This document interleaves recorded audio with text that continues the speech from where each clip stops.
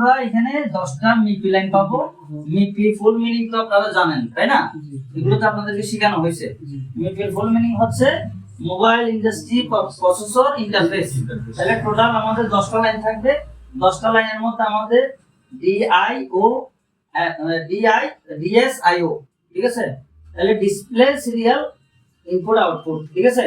এখানে 10টা লাইন এখানে থাকবে। ক্লক থাকবে 2টা, আর এখানে থাকবে ডাটা লাইন থাকবে 8টা। টোটাল 10টা লাইন থাকবে।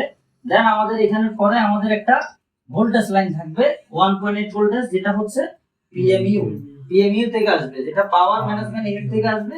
আর একটা সিপিইউ থেকে এক্সট্রা করে লাইন আসবে, সেটা হচ্ছে আরএসটি, অর্থাৎ রিসেট লাইন। আর এখানে আর দুটো আমরা ভোল্টেজ পাবো, একটা হচ্ছে বিএসএন, একটা হচ্ছে বিএসপি। বিএসএন মিন হচ্ছে ভোল্টেজ নেগেটিভ আর ভোল্টেজ পজিটিভ। এই দুইটা ভোল্টেজ আমাদের যে কোয়ালকম জনিত আপনার ইয়াগুলো আছে, আপনার আইসি গুলো আছে, মানে কোয়ালকম সিপিইউ জনিত যে মাদারবোর্ড গুলো আছে, এগুলোতে চার্জিং এসি থেকে অধিকাংশ আমরা পেয়ে থাকি। আর যেগুলো আদারওয়াইজ, যেমন ধরেন মিডিয়াটেক বা আপনার স্পেকট্রাম বলে, তাদের এখানে ডিসপ্লে আইসি আলাদা করে ইউজ করে। বুঝতে পারছেন?